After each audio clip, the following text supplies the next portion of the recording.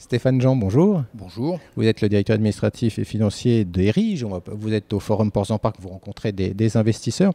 Comment se sont passés les derniers mois de la société en termes d'activité? En termes d'activité, l'activité a été relativement soutenue jusqu'à la moitié de l'année 2022.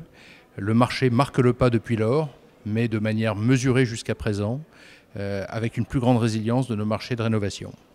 Oui, puisqu'on rappelle que vous avez trois activités sur lesquelles vous avez développé la distribution.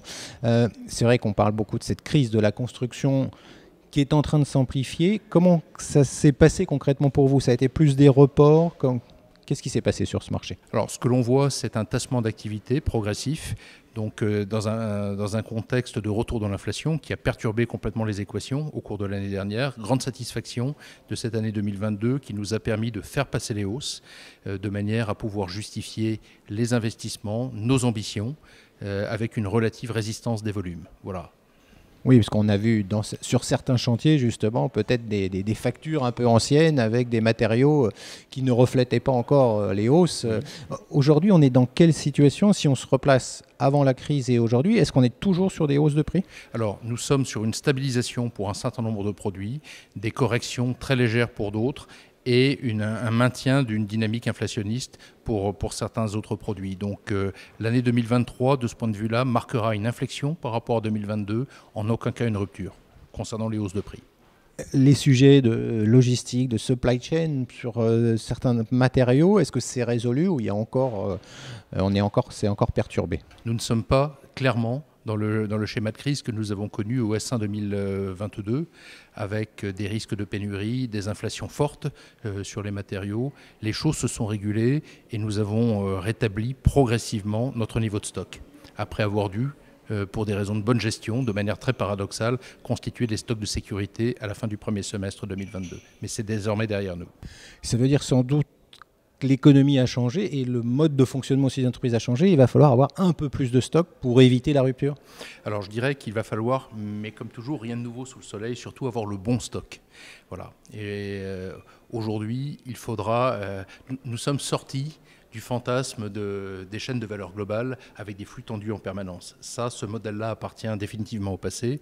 En revanche, pour maîtriser nos ratios, il va falloir avoir les bons stocks et faire le ménage un peu plus, ce qui quelque part est une chance pour des financiers. La crise est toujours une chance pour un financier.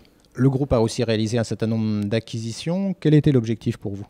Alors, ces 4 acquisitions qui représentent une augmentation de près de 20% de nos capitaux employés, ce qui est très très important, sont des acquisitions de transformation. Ce point est fondamental. Depuis quelques années, depuis que nous sommes sortis de la crise du Covid, que nous avons achevé notre retournement, et il fallait le faire, nos modèles sont confrontés en permanence à des chocs externes, à des besoins de se transformer. Voilà. Et donc, les opérations que nous avons faites ne sont pas des opérations d'addition, mais de transformation qui vont puiser leur inspiration jusqu'au cœur de nos modes de fonctionnement actuels. Ça veut dire par exemple aussi l'évolution vers plus de digital, vers plus de... On a aujourd'hui un mixte entre les clients, ils font les deux? Oui. Alors la digitalisation aujourd'hui est un incontournable. Nous renforçons également, nous investissons en termes d'équipe, en termes d'outils. La contrepartie de ça, ce sera des gains de productivité, davantage de services, davantage d'agilité, moins de coûts, ou en tout cas, là aussi, on parlait des bons stocks, il faudra que demain nous ayons les bons coûts. Et ça passe effectivement par cela. Mais au-delà de ça, si nous voulons prendre toute la place qui sera la nôtre demain dans la décarbonation, dans une politique de RSE qui soit véritablement impactante dans la transformation de nos modèles, il faudra savoir réaliser ce que nous avons fait sur 2022, à savoir les bons investissements au bon moment. Voilà. Et la transformation, l'intégration, l'inspiration aussi, parce que nous avons, par le biais de ces acquisitions, acquis de nouveaux savoir-faire pour pouvoir les démultiplier en interne. Voilà notre feuille de route des 18-24 points.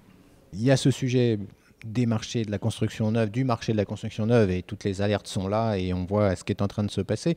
On avait presque oublié qu'il l'immobilier, il y avait des cycles dans l'immobilier avec la hausse des taux d'intérêt. Ça y est, ceux qui n'avaient pas compris ont compris. Il n'empêche, il y aura quand même des marchés, il y aura des choses à finir. Comment on s'adapte ce n'est pas la première fois Alors je dirais que la première chose, c'est de jeter un regard juste et fin sur ce qui est en train de se passer.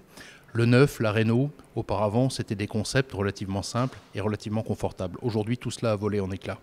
Le neuf, ce n'est pas du tout la même chose sur le neuf individuel qui, en effet, est en fin de cycle. Ce modèle-là est un modèle probablement à bout de souffle. Le neuf collectif, promis probablement passer le premier choc à une plus grande résilience sur fond de zéro artificialisation nette, sur fond de densification des centres-villes, de transformation aussi du mode de consommation des ménages pour accompagner l'évolution de la société, la rénovation, probablement aussi de mettre davantage le paquet sur la rénovation énergétique, sachant que dans la rénovation, vous avez également de la rénovation poursuivant des buts probablement plus esthétiques ou autres. Cette partie-là sera probablement moins impactante, moins importante dans les années qui viennent. Si on devait terminer sur les priorités, sur ces prochains mois, quelles vont être vos priorités?